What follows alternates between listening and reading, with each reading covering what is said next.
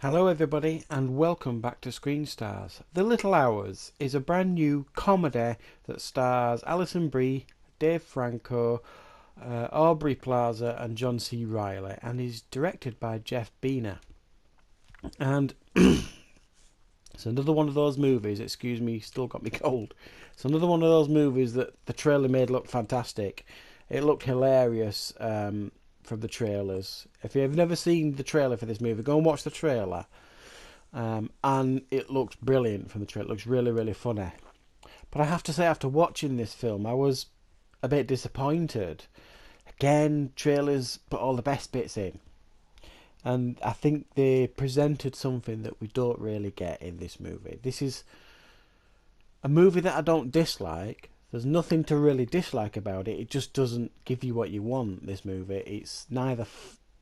It's not overly funny, and it's not dramatic enough when it tries to be dramatic. It's one of those movies that sits firmly in the middle of the meh range.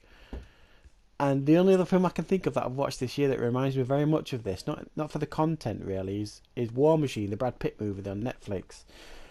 That I just thought that was, it just didn't do anything for me.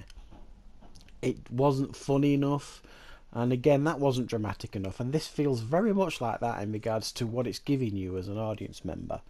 Now, what do we get in this movie? Well, the film starts off. We have Dave Franco's character who this is set in the 1300s, by the way. We have Dave Franco's character who is young and good looking. He's having an affair with the wife of this castle owner, and he gets caught. He has to do a runner, and he ends up at this convent for nuns that's run by this priest. But the twist here is that the nuns are bloody awful. They F and blind constantly. They treat people terribly. And the last thing they want to be is nuns, most of them.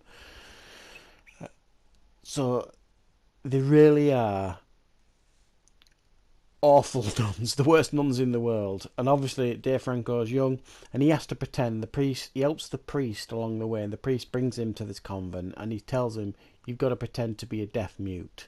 And the nuns will probably leave you alone then. So he spends much of the film being a deaf mute, which just drives the nuns even pottier, to be fair. They don't treat him any differently, even when they know this. So that's really the story here. It's almost like The Beguiled, the Clint Eastwood movie, and the one that's recently been remade, but as a comedy. But it doesn't really work.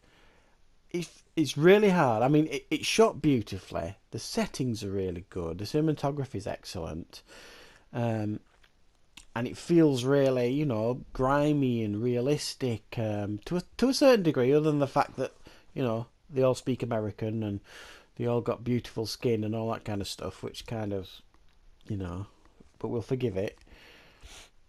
But everything about it, the production values and everything are really good on this movie. It just didn't work for me, and I was really, really disappointed. I can't honestly say. There probably is a couple of times when you laugh, especially when you start hearing them swearing for the first time. It's funny. Hearing these swear words come out of these nuns, it's funny. And they start practicing witchcraft and all sorts of stuff. It's just bizarre, really. It really is. John C. Reilly is very good in the movie, but he's got the shackles on, if you like. He's not allowed to be this comedy guy in the movie. He's like the straight man, really, to a degree. A lot of the comedy rests on these nuns' shoulders, but I just don't feel as though they pull it off enough, this comedy, or even the raunchiness. So the comedy and the raunchiness and the drama, none of it is good enough or extreme enough to hit the buttons when they give it you. It's just very middle of the road, this movie. It's not offensive, it's not bad, it's just not particularly impressive, unfortunately.